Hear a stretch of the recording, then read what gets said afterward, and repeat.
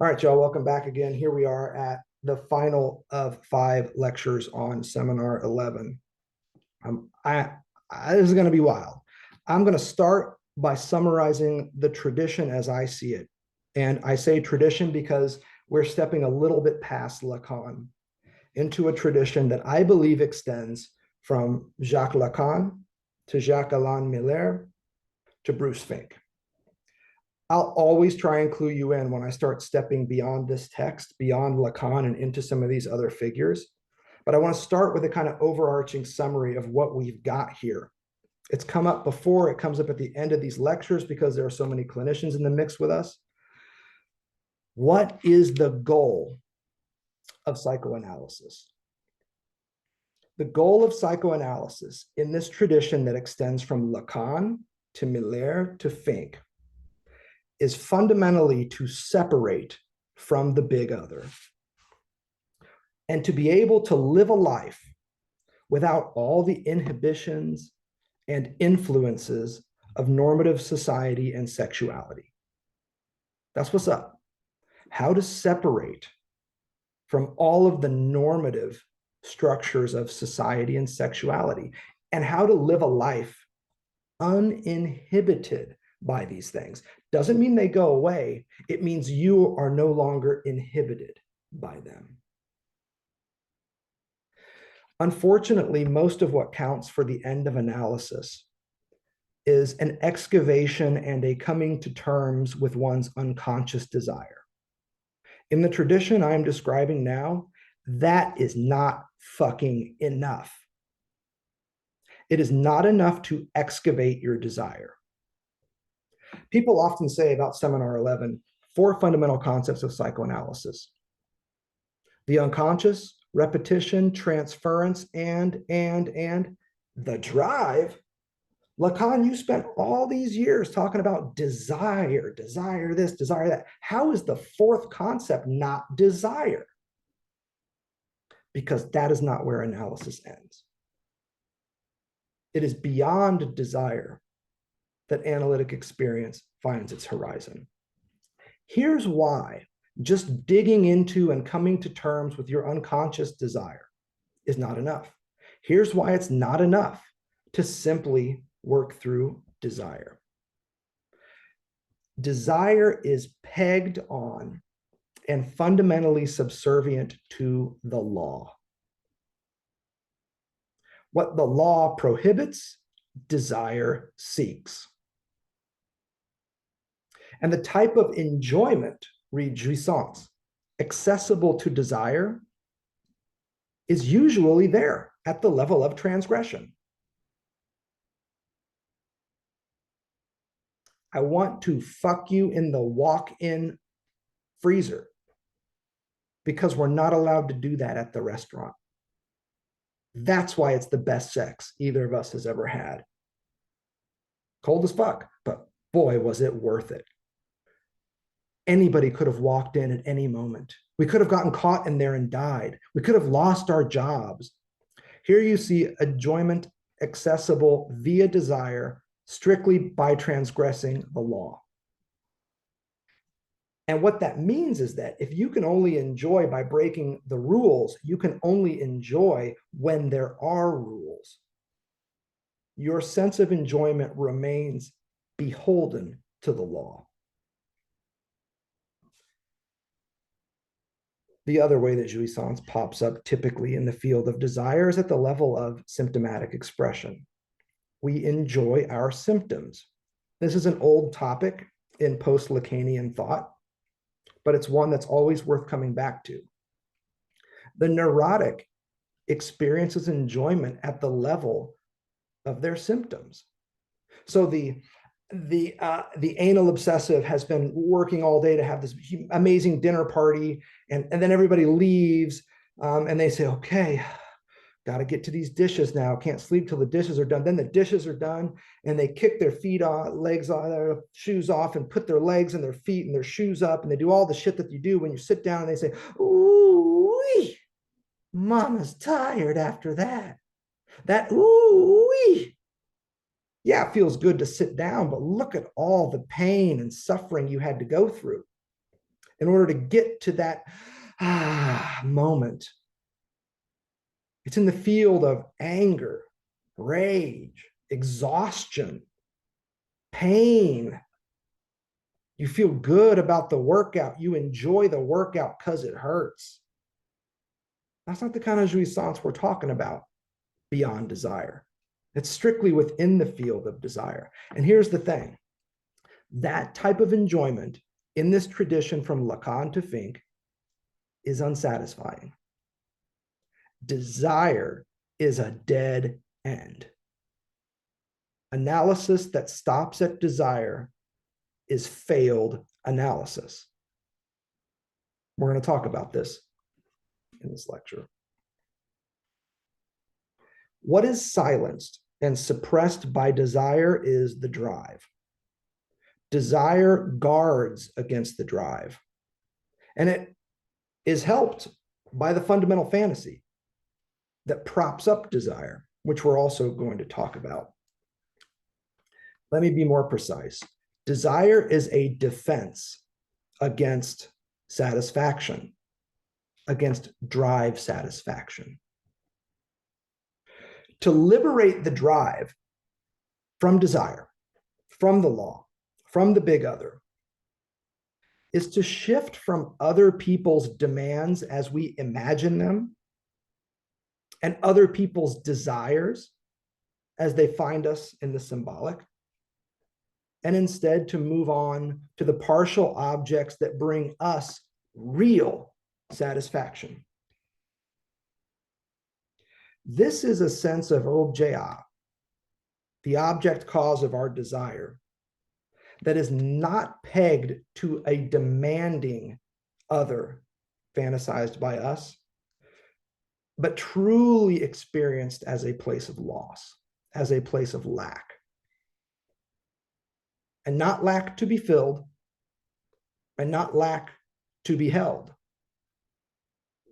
The drive's experience with objet is different from desire's pursuit of objet. The drive, unlike desire, appeals to no one. There is no big other to grant it guidance or to give it permission. Drive satisfaction, the type of jouissance experience at the level of the drive, don't need no fucking permission. It doesn't mean it's hedonistic, doesn't mean it breaks all the damn rules. It just means that it operates unimpeded by these rules. Now we can sketch this out in summarizing some of Bruce Fink's work, which I think is profoundly good on this point. We're really talking about the last chapters of his clinical introduction to Lacanian psychoanalysis. And I want to suggest that the moves you're hearing me describe really line up nicely with some of the summative work that Bruce offers at the end of this book. So to that end, I want to share my screen, not in order to show you the image that we're going to be working with, this interior 8, but in order to give us a way to kind of start mapping some of this stuff. Give me just one second.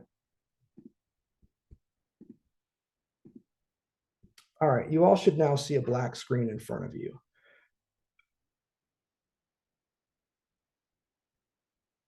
Let's be cursory here.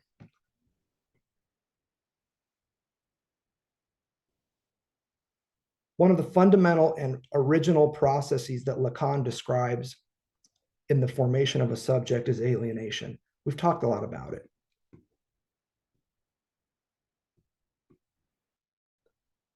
Beyond alienation is this process known as separation. There's a lot about this in the latter half of Seminar 11. We've also talked about this. Then there is this third place, this third move, that Bruce, building on these final words in Seminar 11, among a few other spots in Lacan, calls traversing of fantasy, the traversing of the fundamental fantasy. We can just call it traversing of fantasy.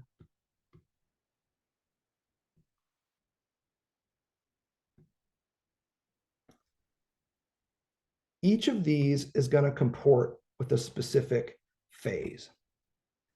When alienation begins, and here think castration, think the child's entrance into language, the world of the child is ruled by the big other's demand. Big A and their demands. And these demands rule the subject. It's all about living life on somebody else's terms. The parent says no more nursing. Boom, the breast is gone. The parent says poop here, not there. Boom. Your scatological freedom, gone. A series of demands imposed on the emerging subject. In the phase known as separation, what you see is the dominance, not of the other's demand, but of their desire. Here, the split subject, which is going to be the subject of the drive, is dominated by what it thinks everybody else wants.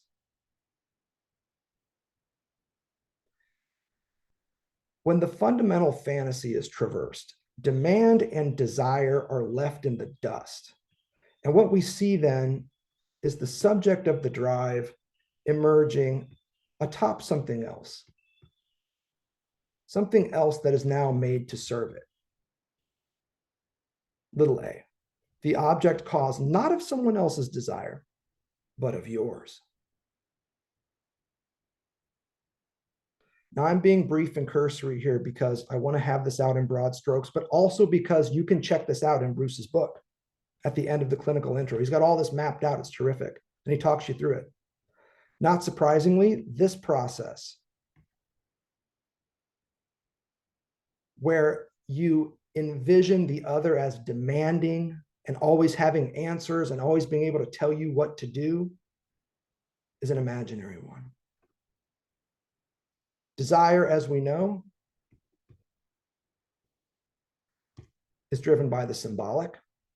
It's the cut of the signifier that opens up the gap in which something beyond demand, or more precisely, that part of demand that remains after need has been met, can emerge. We know that as desire. It's fundamentally an effect of the symbolic order.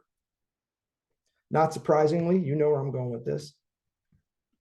The type of satisfaction that is experienced by the traversing of the fundamental fantasy and the push away from demand and desire and into drive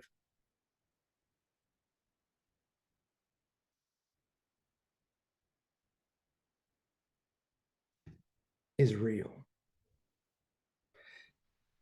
And remember, the reality that we're talking about here, this real element.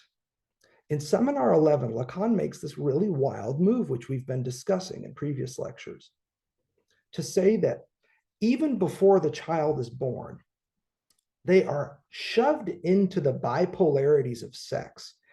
And what that results in is what Lacan calls a real lack, in which pure, undivided, unrestrained life is removed.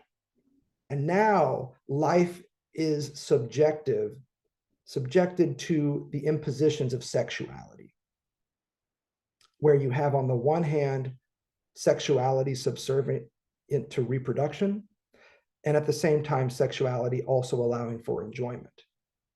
But these bipolarities of sex, not just boy and girl, but also reproduction and enjoyment, are a splintering of the vitalism that the child is born with.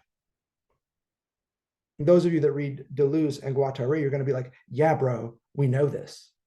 We all know this, man. This is what we're trying to get to. And you're not wrong.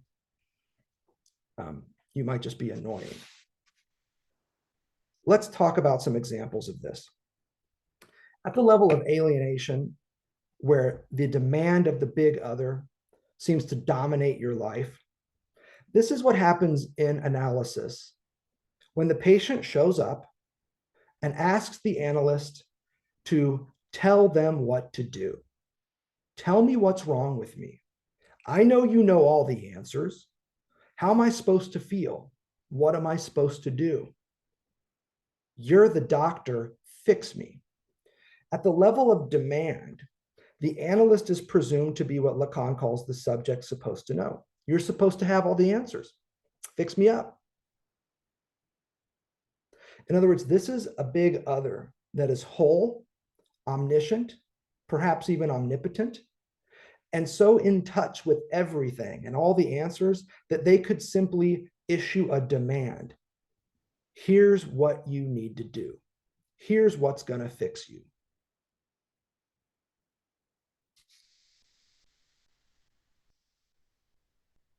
It's imaginary. The subject's supposed to know is an imaginary projection. Don't forget, for Lacan, projection is an imaginary phenomenon. Introjection is a symbolic one. But the projective enterprise of assuming that somebody else knows is an imaginary exercise. At the level of the symbolic, this could be the stage in analysis where the analyst refuses to issue demands, refuses to tell the analysand what to do, how to feel, and so forth, and instead invites the analysand to wonder about the analyst's desire. Well, if you're not going to tell me what to do, and you don't seem to want to talk about dreams, what am I supposed to be doing here? What do you want from me? What do you want me to do? Notice how the structure is now no longer tell me what to do, but tell me what you want from me. Unfortunately, and remember, I'm summarizing a tradition that I just study from afar. I'm not that kind of doctor. Unfortunately, it would seem that many psychoanalyses end there, with an opportunity for the analysand to wrestle with the enigmatic nature of the analyst's desire, and if they're lucky, ultimately identify with it. Sounds like a newfangled version of ego psychology. It is certainly not what Lacan has in mind. The analysand is not to model their desire on that of the analyst in order to be cured. They can't tell you what to do, nor are they your role model for life. That's not the goal here. There's something else. The goal is this third step of traversing those fantasies of an all-knowing, whole, big, larger than life other that knows what we're supposed to do and what we're supposed to want.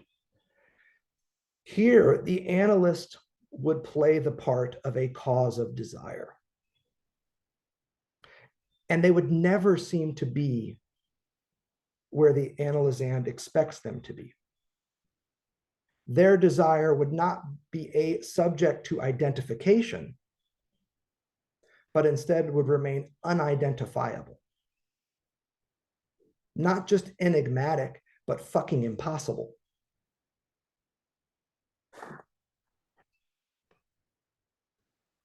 Such that the analysand cannot in any way peg their desire on that of the analyst.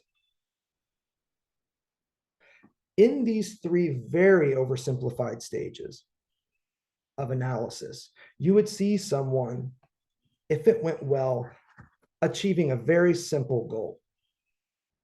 Their desire would stop inhibiting their satisfaction. You see, desire is always caught up in what others are doing and what we imagine them to be wanting.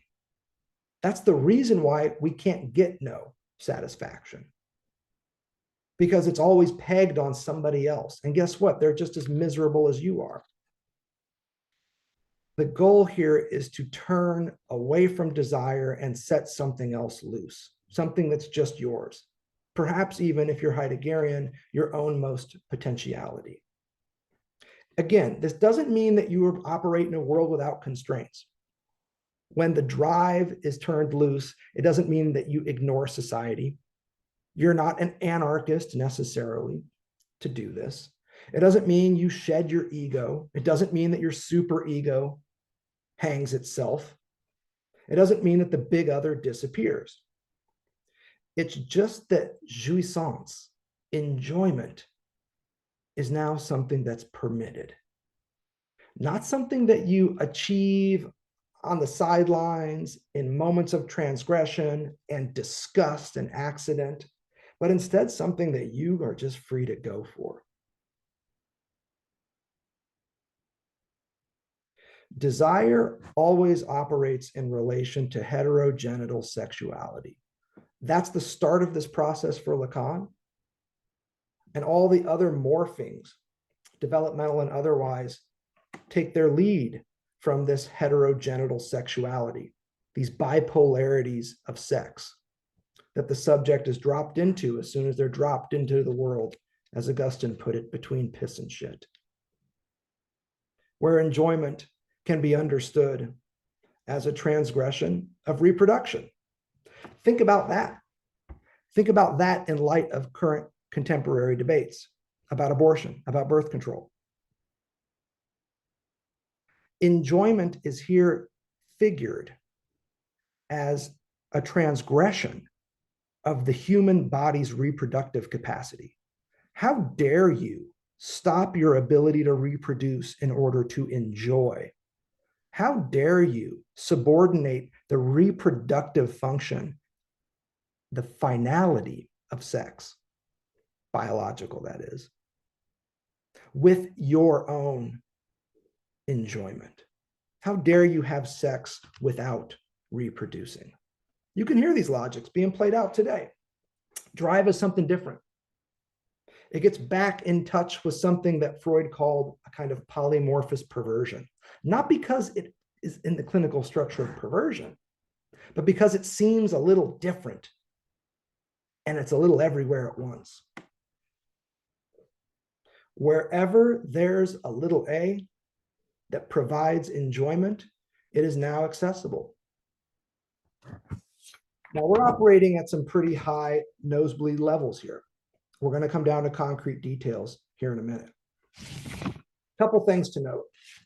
If you wanted to take this tradition that we're working with and you wanted to move it back from Fink to Miller to Lacan, you could go back to Freud with this. And Fink even makes this suggestion as well. Again, this isn't me. I'm just summarizing for you where this tradition is as I see it.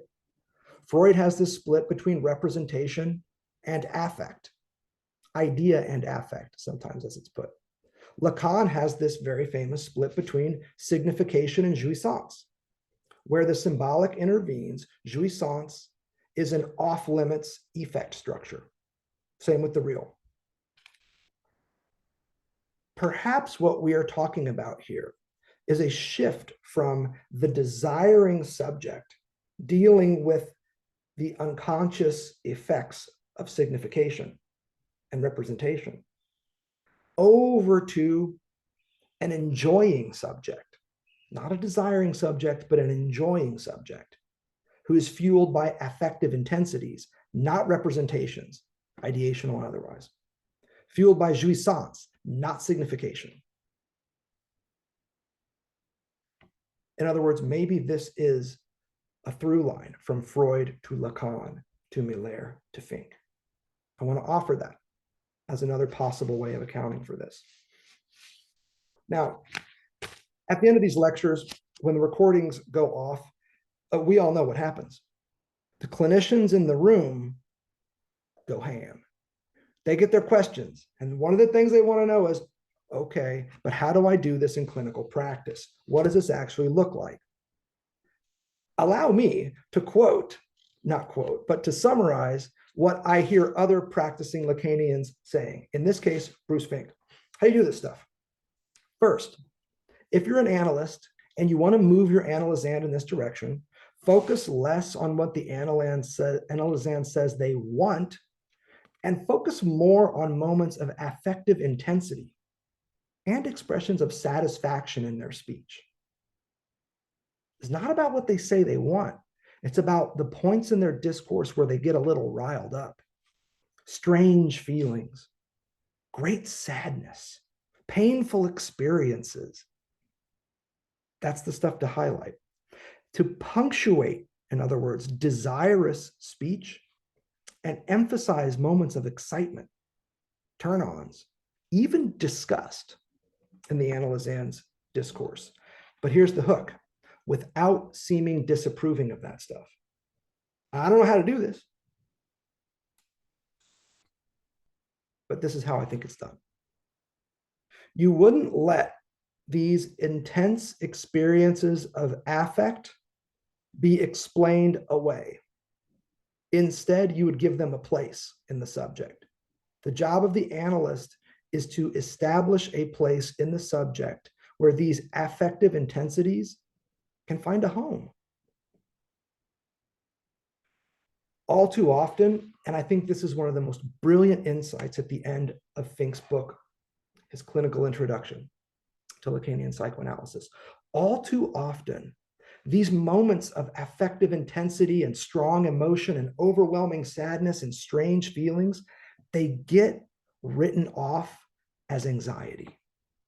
They get put into this pool of generalized anxiety. It's a spectrum between general and acute, and dismissed. But what I want to suggest tonight as we get into it is that if desire is a defense against anxiety, which is one of the main insights of Seminar 10, anxiety can be a defense against enjoyment. And this is one of the great insights of Seminar 11 and this tradition that I'm summarizing here. You might even recall the table that we worked with in seminar, in our lectures on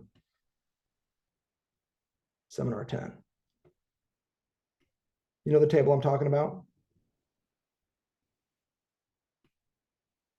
Where you've got jouissance, anxiety, and desire. And we talked about reading the circuit that gets worked out here as a procedure that would pass through desire, anxiety, in order to arrive at a kind of jouissance. Desire defends against anxiety, but anxiety is a hurdle to enjoyment. And I would even say desire and anxiety both defend against drive satisfaction, against enjoyment as we're describing it here. We're not going to rehearse this table. We just don't have time. But you can go back and check out the Seminar 10 lectures.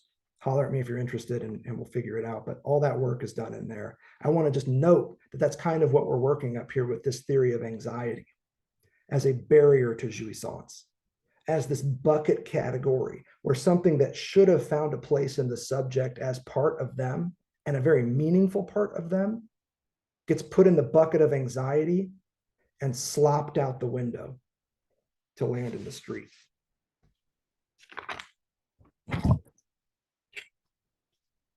Now, the title of the thing that we do here is Lectures on Lacan. It is not lectures on Fink. It is not lectures on Freud. What we're doing here is called Lectures on Lacan. So let's talk about some Lacan here. Now, it's interesting to me that so much theory on the drive emerges out of Seminar 11. When if you just crack EURIAS, some of the best stuff on the drive is there, including a little bitty essay that Lacan wrote on the drive. This thing is fire. When desire verges on the drive, when we as desiring subjects find ourselves on the verge of becoming an enjoying subject, listen to how Lacan describes this. As we verge on desire, we find a misadventure of desire at the hedges of jouissance, he says, watched out for by an evil God. In the English translation of Marie-Curie, this is page 724. What we're talking about here is somehow a way around this dilemma. The misadventure of desire at the hedges of jouissance, watched out for by an evil God. There's a lot to be said about this misadventure. And if you'll notice even the sentence before, that's where we get our lizard, the lizard who jettisons its tail in a moment of distress. Page 724, you can check it out. The lizard image is fabulous. See what I'm saying? Like in our last lecture series, we had the praying mantis. One of you has even got a praying mantis tattoo on the side of their knee, of all places, as a result of this. Y'all are crazy. Can't even believe you did shit like that. There's a whole meme out there. It's about like Lacanian tattoos. You know what the worst is? You know what my favorite part about those tattoos? And this just shows you that I truly am a sadistic motherfucker. I love it when the tattoo artist gets the diagram wrong. Now, I don't know if somebody just getting creative, like, you know what, I really don't think there should be the split subject there at all. It should actually be the ego that goes there. Maybe it's somebody's like brilliant idea to come up with something new, but all too often I feel really awful, but also kind of delighted to see that somebody committed to ink on their body a diagram that, that the artist got wrong, and perhaps that the subject also got wrong as well. That said, I do have some great Lacanian tattoo ideas from seminar 20. Oh shit, there's so much good shit in there. 23 is really where it's at though. If you want some tattoo ideas, you're gonna look like a Gaelic fool though, if you go with the seminar 23 tattoo ideas. There are good ways to do this, is what I'm saying. And there are so many bad ones. But here's where we are. It's easy to talk about the lizard. It's easy to talk about the hedges of jouissance. Here's my question. Who the fuck is this evil God? Who is the evil God that watches out for desire whenever it verges on jouissance? The evil God is anxiety. Anxiety is the evil God that watches carefully, wickedly, severely for any misadventure of desire, where desire becomes a little too intense, where pleasure starts getting up into that displeasure category, which, by the way, if you get off on displeasure, how is that really different from the transgressive theory of jouissance we're just working with? So it's also limiting to read jouissance simply as the outer limits of pleasure. Jouissance is like extreme pleasure, people like to say. It's pleasure tinged with pain, the way an orgasm sometimes kind of aches or hurts or throws your body into a contortion. That's all good and well, but be very careful of the parallels that suggests. It suggests that enjoyment would be simply something beyond the pleasure principle. But if your enjoyment is staked on the traversing of the pleasure principle, how is that any different from a desire that always moves in accordance, even if against the law? It is not. And in fact, there's some great stuff in seminar 11 where Lacan talks about the way that displeasure as an experience really just shows that we are enjoying our symptoms. I'll call your attention to it really quick because it is a fiery passage, and maybe one of the best ones that opens up here in the book. It's the first point in the book where we get a really terrific discussion of the real.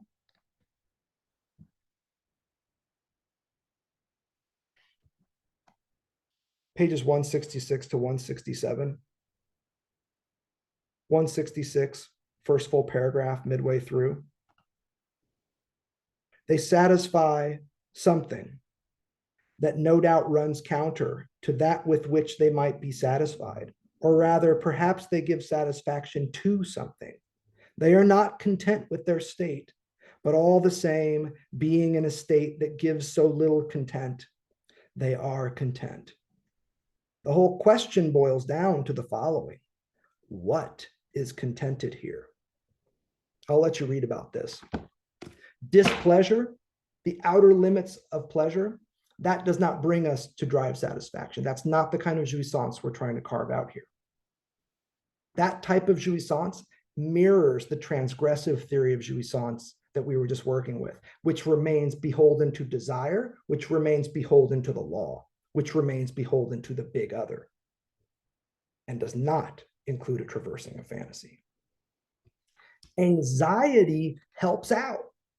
Anxiety steps in anytime desire gets to something more extreme and says, oh my God, it's just anxiety. Oh, it's just my anxiety that just came over.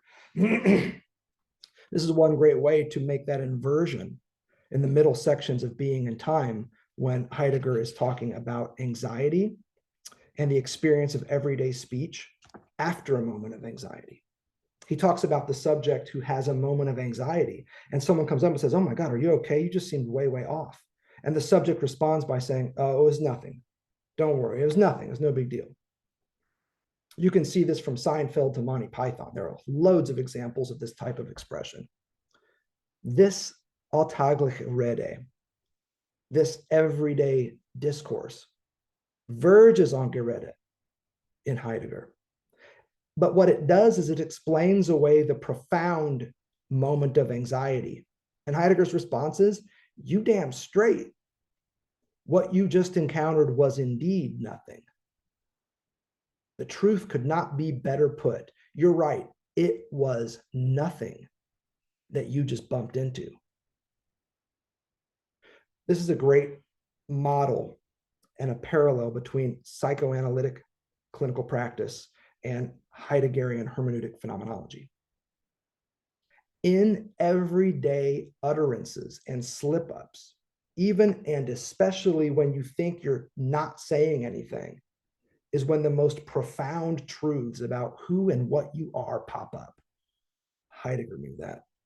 Lacan knew it. And if Freud had known more about language and language theory, he would have known it too. What I want to get at is this evil God. Because I think that part of what it means to get to the drive, to traverse the fundamental fantasy, to get past desire, is to also oftentimes pass through anxiety. Anxiety as an explainer, as a concept that gets tacked onto any sort of affective intensity. Anytime desire starts to break down, read that passage on 724. When the tail of the lizard falls off in a moment of distress, anxiety is there to explain it.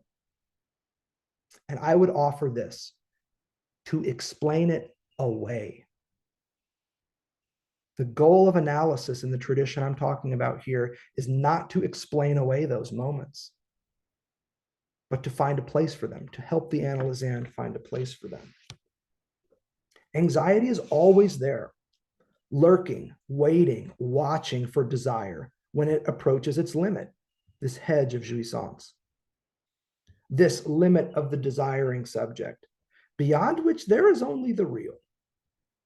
And if the real is pursued by way of the drive, this lamella known as libido,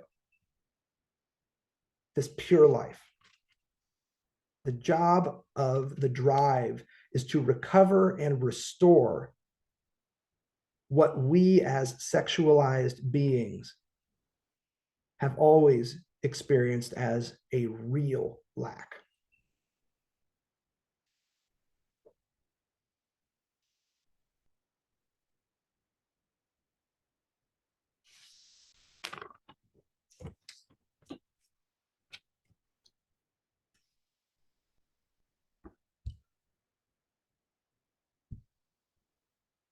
There's a diagram at the end of this book. It's an interior 8, number 8, where the top part has been folded down. You can see it popping up first on page 156. You can see it recurring on page 271. Now, if you subscribe to our Substack newsletter, this free thing that I drop into your inboxes every now and again, you can see why I'm so intrigued about this today, here, August 24th. The interior 8. It's no wonder that Lacan ends seminar 11, not just on the drive, but with this diagram of the interior 8. Because what this interior 8 shows, if you allow some movement into the thing, is how we get from demand to desire to the drive. You saw how Fink put it out with those tables: alienation, separation, traversing of the fantasy. Now I want to show you how Lacan does this.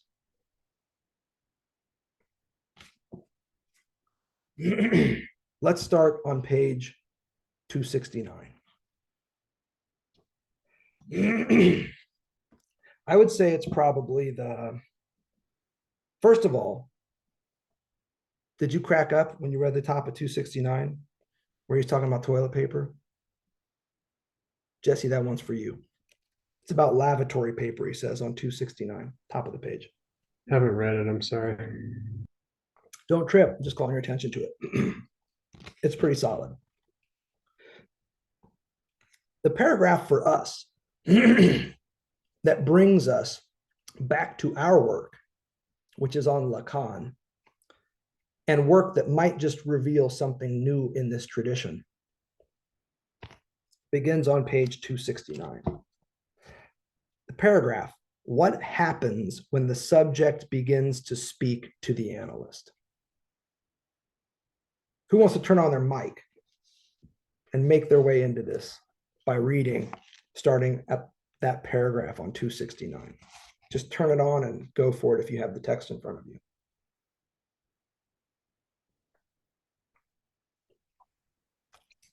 What happens when the subject begins to speak to the analyst?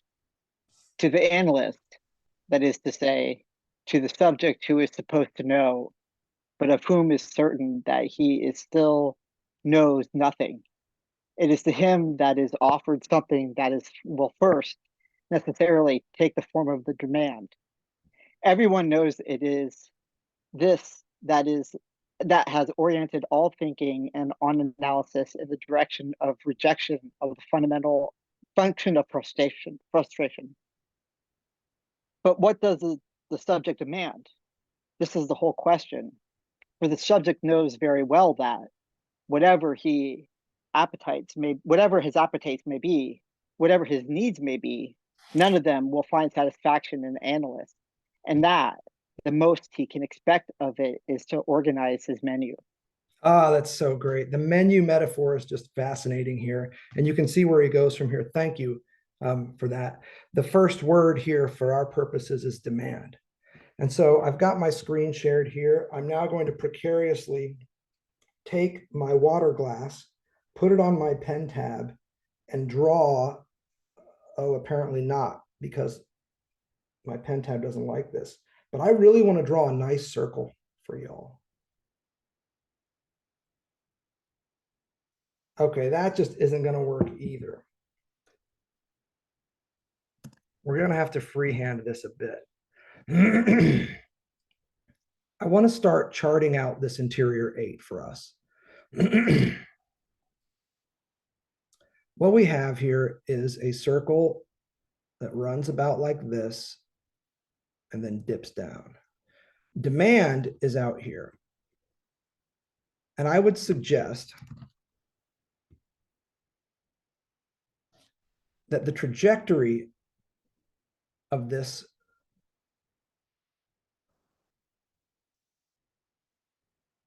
interior 8 looks about like this.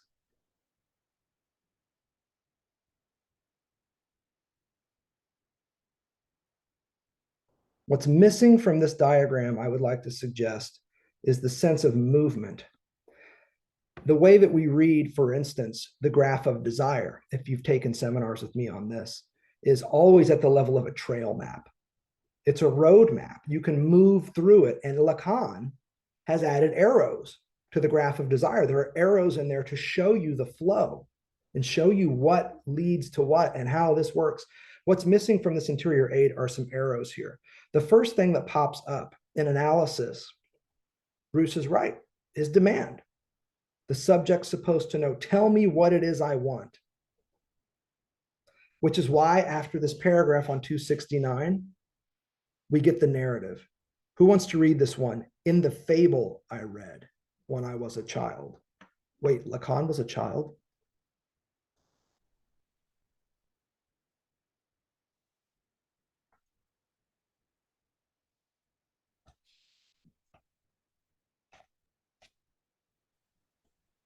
In the fable I read when I was a child, in these early forms of script cartoon, the poor beggar at the restaurant door feasts himself on the smell of the roasting meat. On this occasion, the smell is the menu, that is to say, signifiers, since we are concerned with speech only. Well, there is this complication, and this is my fable, that the menu is written in Chinese. So the first step is to order a translation from the patron. She translates imperial pate, spring rolls, etc., etc. It may well be, if it is the first time that you've come to a Chinese restaurant, that the translation does not tell you much more than the original. And in the end, you say to the patron, recommend something. This means you should know what I desire in all of this. Ah, now we're getting to it. You should know what I want. This here is the demand of the other. Tell me what it is I want. You know it. Tell me what I want. But is so paradoxical a situation supposed in the final resort to end there? At this point, when you abdicate your choice to some divination of the patron, whose importance you have exaggerated out of all proportion, would it not be more appropriate if you felt like it, and if the opportunity presented itself, to tickle her tits a little bit? For one goes to a Chinese restaurant not only to eat, but to eat in the dimensions of the exotic. So here Lacan is getting a little fantastical, but the important point is this. You've abdicated your choice to some divination of the analyst, whose importance you have exaggerated out of all proportion. This reminds me of one of the discussions we had after our lectures, where one of you who is a psychoanalyst said that one of the things you're very clear with your patients is your own foibles and your own limitations and your own constraints, and the fact that you're human too, and that you're not this divine patron who can just look at somebody and be like, I'm going to cook something special for you. I know what you want. I bring you not the menu, but the food.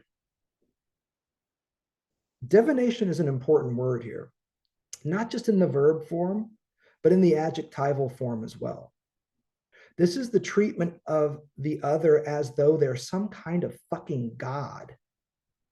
They are a divine being, omniscient, omnipotent, can read your mind and tell you what it is you need, what ails you and what you need. This is not the version of the analyst that Lacan would leave his audience with at the end of seminar 11. But if that's what you want out of an analyst, you might as well ask if you can tickle her tits a little bit too in the process. It's a fascinating and totally bizarre turn in this discussion. If my fable means anything, Lacan says at the top of 270, it is inasmuch as alimentary desire has another meaning than alimentation.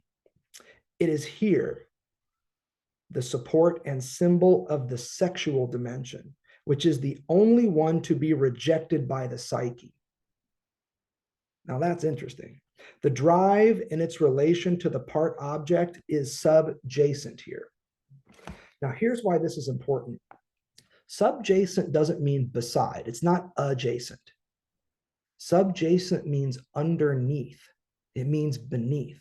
Whatever the fuck it is that we're doing when we assume the analyst has these divine capacities and titties to tickle, the drive is occurring underneath, beneath, subjacent to this experience.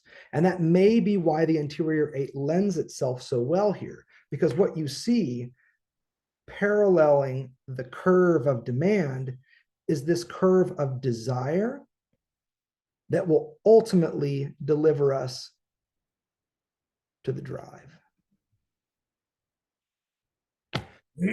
Let's see if we can earn it.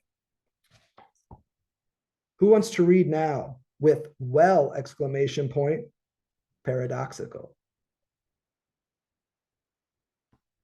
Anybody at all? Save an old man his voice.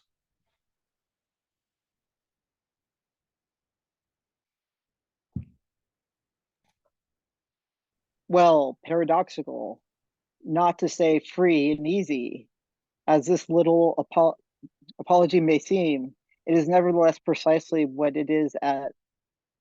at issue in the reality of analysis. It is not enough that the analyst should support this function of Tiresias.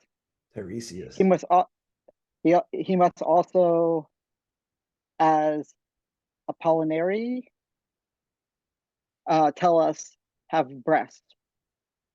I mean that the operation and the manipulation of the transference are to be regulated in a way that maintains a distance between the point at which the subject sees himself as lovable and the other point where the subject can see himself caused as a lack of by A, and where A fills the gap constituted by the inaugural division of the subject. Okay, this is terrific. So what I'm going to do is I'm going to save this little one here and see if we can get a bigger circle, because what Lacan is tracing out here is our interior circle here. And in order to get at that, it might be helpful to have a slightly bigger one, a bigger diagram for us to look at. So our circle would look something like, let's make this thing as big as we can. And you can just pretend that it's a circle. Now, even this isn't going to be adequate for our purposes, because the center point of that circle, the point of transference, should be right in the middle of this thing. And there should be a line that comes down. And then we've got our two halves. I'll let your minds go with this as you like. Notice how I'm not dotting the line. And then our circle would come out about something like this. Imagine the transference being right about in the middle. What Lacan is suggesting here is that there's a certain type of love that is happening out here at the level of identification. Now, the big I here, anytime something's capitalized in Lacan, it means it's symbolic, not imaginary. The identification here is not specular. This is not little I, little a of the specular image. This is the prop. This is the support for how we like to narcissistically see ourselves as lovable or not. And if it's narcissistic, obviously it's in a non-lovable way. At issue here is not the ideal ego, but the ego ideal. The identification that the analysand is trying to forge, inadvertently or otherwise, with the analyst is a symbolic identification, where they can be the placeholder for an ego ideal. And ideally, this would lead to and allow for a kind of narcissistic love of oneself by and in terms of some other person. This would be the point at which, on 270, the subject can finally see him or herself as lovable, but only from the optics of an identification with some other omniscient being. This being in question, by the way, was already given to us in the graph of desire. This is the whole big other. And the type of omniscience that they would be demonstrating would be that of always having an answer, signifieds according to the big other. That's what we would be identifying with if we were to take this particular pathway. From demand, dropping down to the point of transference, embracing identification, and coming back again to encounter demand. What we're working with here is the first pathway, and I would suggest a maladaptive one of identification that is at work here in this diagram, this interior 8. Now, the transference here, as we've discussed in our previous lectures, is a closing up of the unconscious. You'll recall when we were dealing with repression and the return of the repressed at the level of the symptom, these looked, as one of you pointed out, like anuses, openings, these slits that Lacan talks about, these temporal pulsations where something opens up. Transference is productive for Lacan because although it closes those openings, in so doing, it tells you where they are. Transference still shows you that there's something there, even if in so doing, it attempts to cover it up. This is what I read Lacan saying here and reiterating it on 267, that transference is a closing up of the unconscious. So what I would suggest here is that by putting transference as a point here in the middle of this big circle, I would think of this as a kind of closing of an opening so that it's finally closed.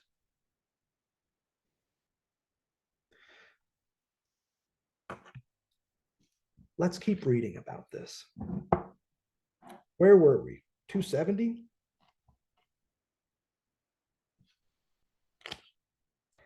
Ah, yes. On the other side of identification, let's not forget, there will be desire. And what the ego ideal, symbolized here, read your graph of desire, does to support the ideal ego, desire is going to do here by calling our attention not to the little imaginary A, but to objet A. That's what he's doing here in the middle of 270. I mean that the operation and manipulation of the transference are to be regulated in a way that maintains a distance between the point at which the subject sees himself as lovable, that's out here, the level of identification, and the other point where the subject sees himself caused as a lack by A, and where A fills the gap constituted by the inaugural division of the subject. So there's some kind of a maximal distance that is maintained between these 2 points. Now, what I'd suggest here is that the regressive cycle of demand and desire, where anxiety always steps in as desire verges on jouissance, is symbolized here by the teal arrows. Notice it does not take the path of desire. It comes down the slope of transference, arrives here, and then looks for that identification with the analyst and goes right back to the initial line of demand. Rest of 270, there's a little bit on the gaze. I know some of you are pretty fascinated by this stuff. Get after it, because here's one that can't be swallowed. And then the internal 8 pops up. And on 271, we get the diagram itself. Now you can see the labeling here. There's the line of demand. There's the line of identification. There's the point of transference, and there's desire. Now, what I want to see is what we can do with this, because the pathway we've got in front of us, that of identification, is just one through this internal 8. The next paragraph, expect is going to crack some things open. Bottom of 271, the paragraph begins in effect. And we read these paragraphs together because I think they're important. Even if you've read them before, Pay attention to where we're at. In effect, by the very work that leads the subject, while telling himself an analysis to orient what he says in the direction of the resistance, of the transference, of deception, deception of love as well of aggression, that's this arc of identification, that's deceptive. Deceptive towards oneself in particular. Something like a closing up occurs, and its value is marked in the very form of this spiral developing toward a center. So I also want you to see here in this interior 8 that what we also see happening is a kind of spiral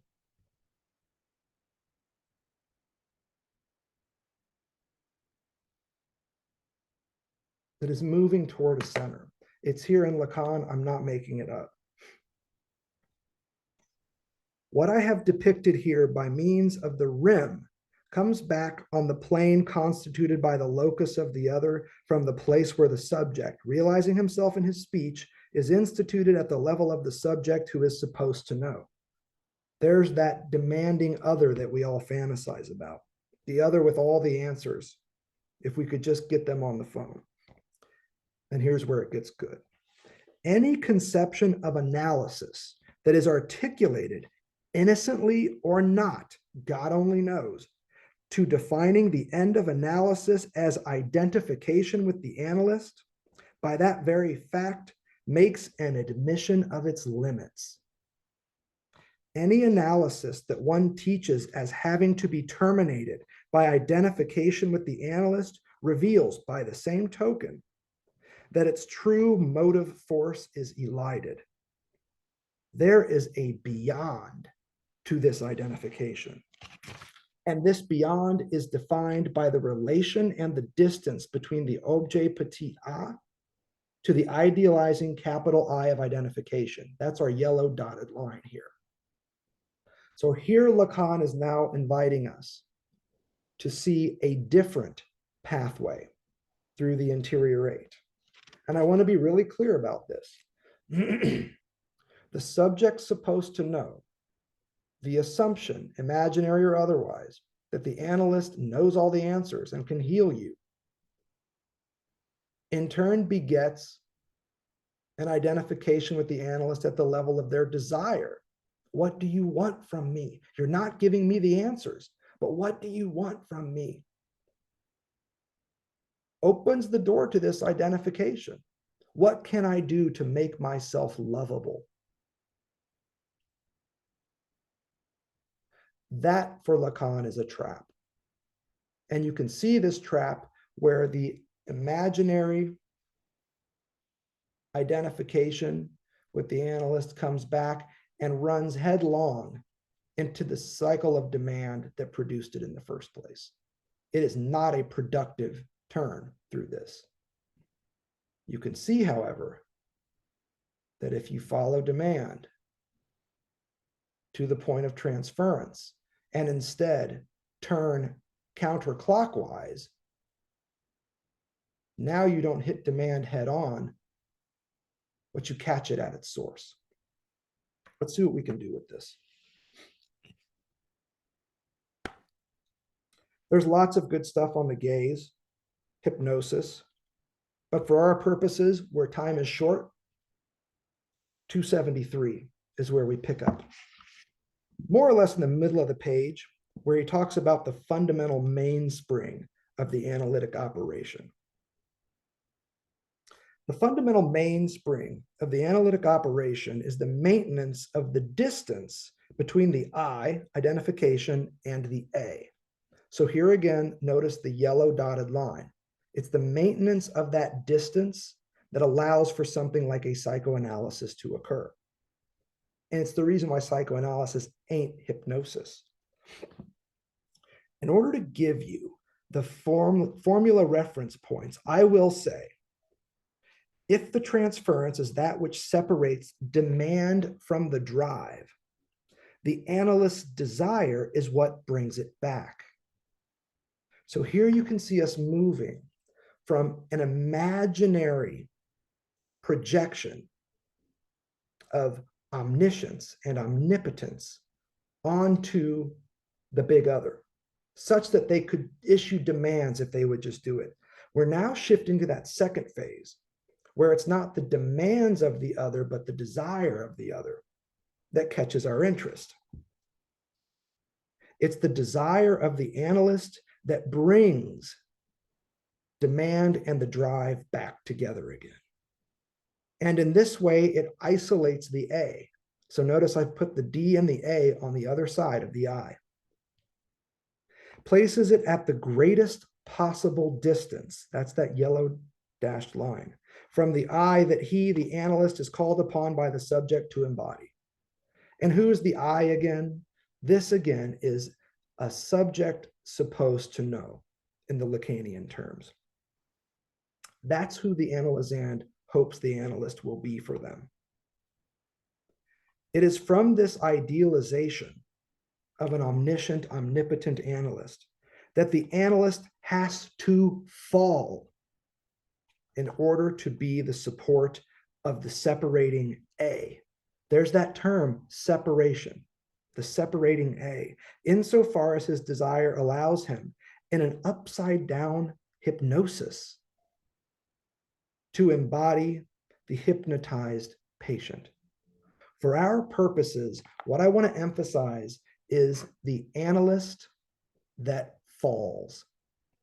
The analyst that falls is not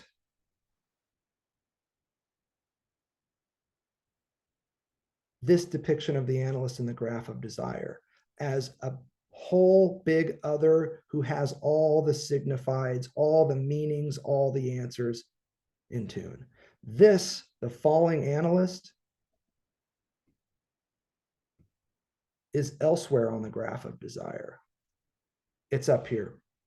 Not a full other with all the answers, but a signal of the big other as lacking.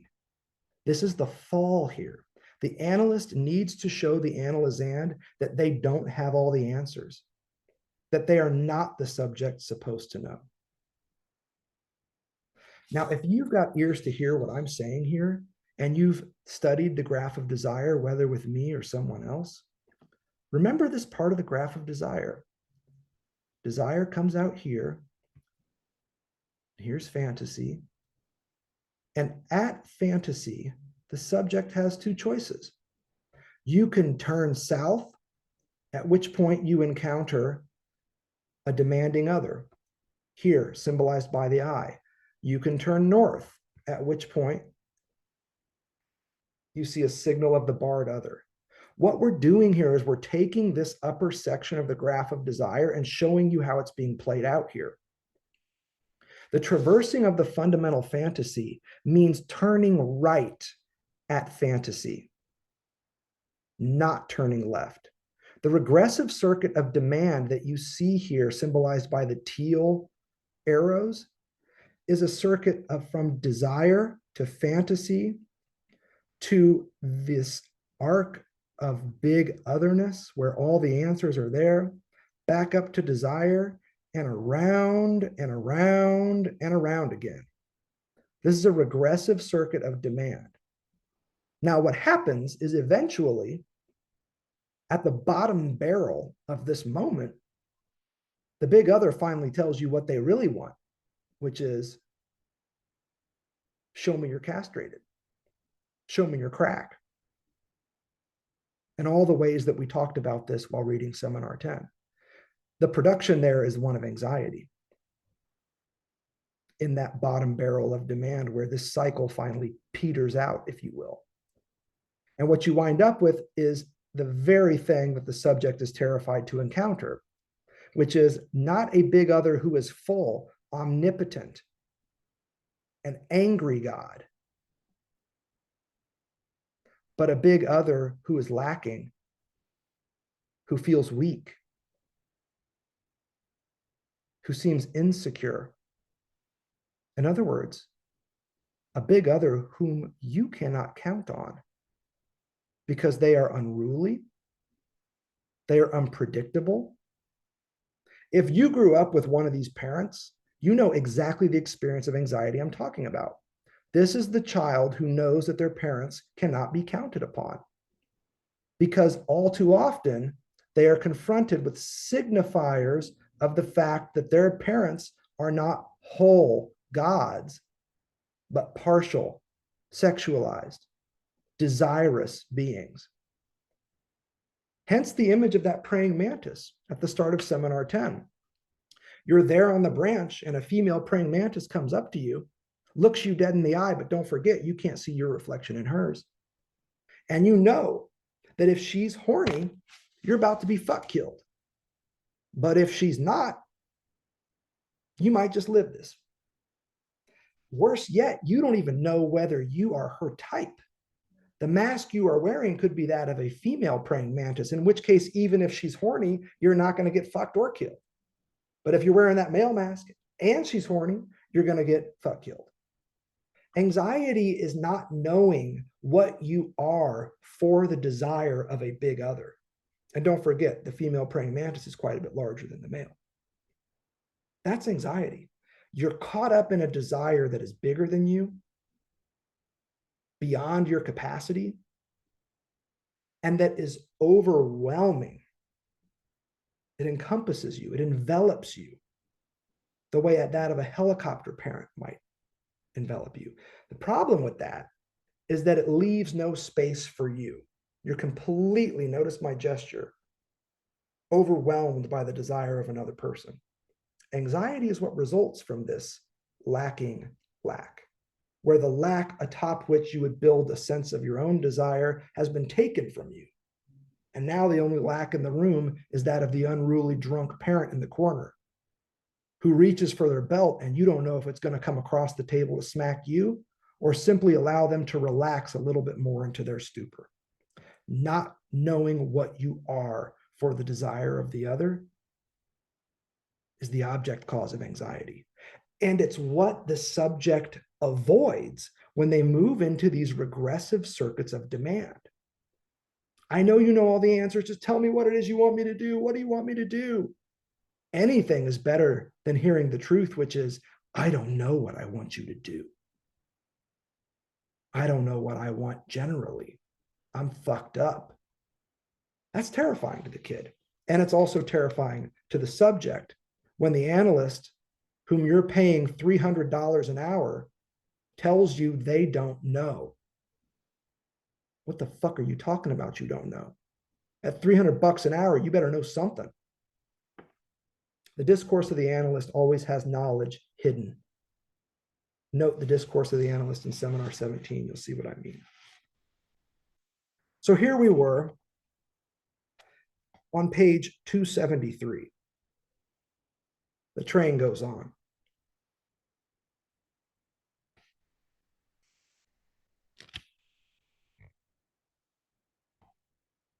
The next paragraph is fine. The crossing of the plane of identification is possible. That's the cream-colored arrows that you can see moving through from transference up. Anyone who has lived through the analytic experience with me to the end of the training analysis knows what I am saying is true. At this point, all Lacan is saying is that the traversing of the fundamental fantasy that we've been discussing is something that analysts who train with him can accomplish and have. And now we get to the good stuff again. It is beyond the function of the little a that the curve closes back upon itself. At a point where nothing is ever said as to the outcome of analysis, that is, after the mapping of the subject in relation to the A, the experience of the fundamental fantasy becomes the drive. Now, how would you map this out? Well, quite simply. If you have this fantasy of the big other as all-knowing and so forth, you are going to find yourself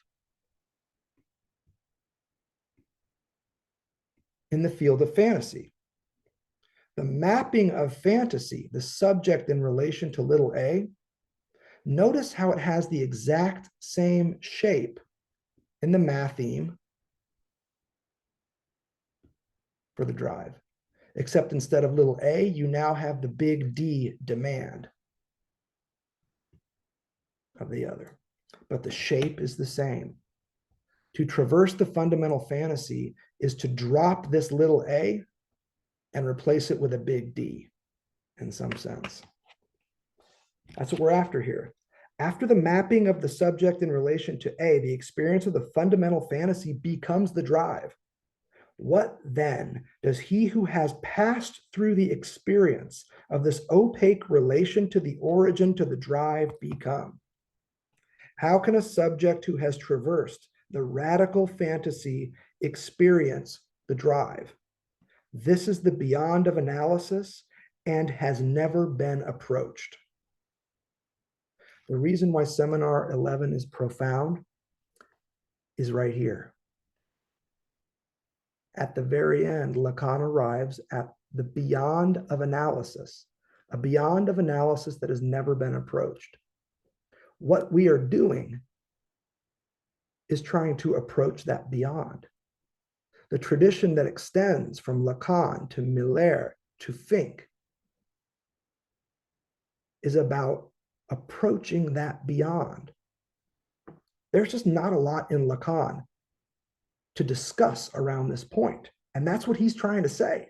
The reason why the drive is the fourth fundamental concept of psychoanalysis is because it marks the beyond of the fundamental fantasy.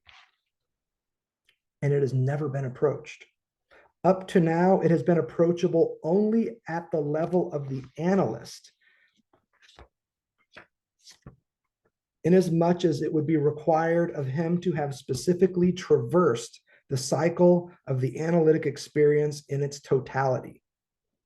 So this passage from demand to the downward slope of transference, up through desire and the mapping of little a, all the way up to this traversing of the point of identification, the topmost point of this formula, into the drive.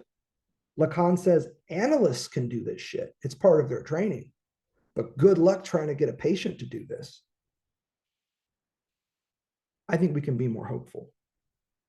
There is only one kind of psychoanalysis, the training analysis, which means a psychoanalysis that has looped this loop to its end. There is, in effect, no other way of accounting for the term durcharbeiten, working through in the German. It means working through, of the necessity of elaboration, except to conceive how the loop must be run through more than once. I will not deal with this here because it introduces new difficulties and because I cannot say everything, since I am dealing here only with the fundamentals of psychoanalysis. The important part about this paragraph is that even if you're a badass psychoanalyst, you will have worked this loop multiple times from demand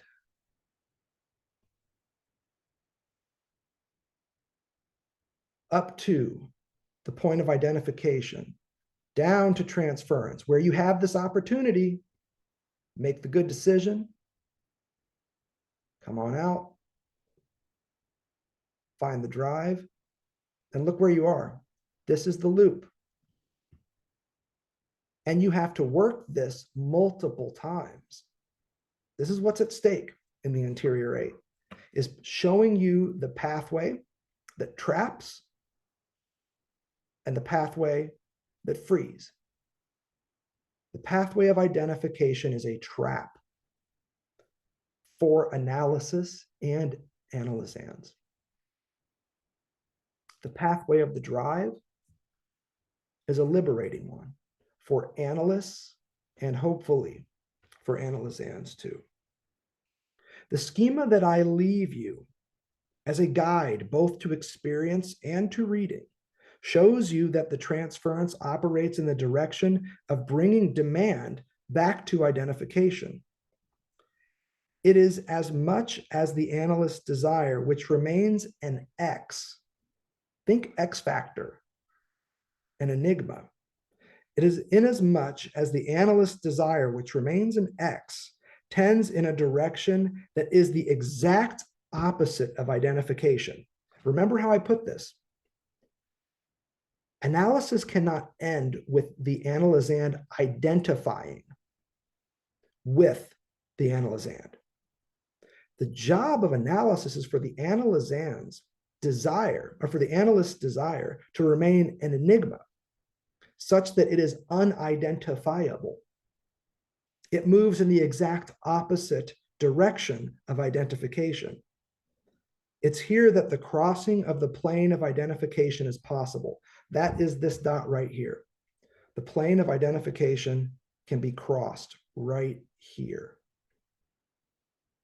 because the analyst's desire moves in the opposite direction of identification. Through the mediation of the separation of the subject and experience, the experience of the subject is thus brought back to the plane at which, from the reality of the unconscious, the drive may be made present. And that is what we're going to end on, is this drive, if and when it can be made present. One more time. Out here in the field of demand, you've got the big other. You've got the subject supposed to know. And the drive and little a, they are subjacent to this. They're underneath all this. The art comes around here, and you have the threat of transference, the opportunity for transference, the resource, the embarrassment that is transference.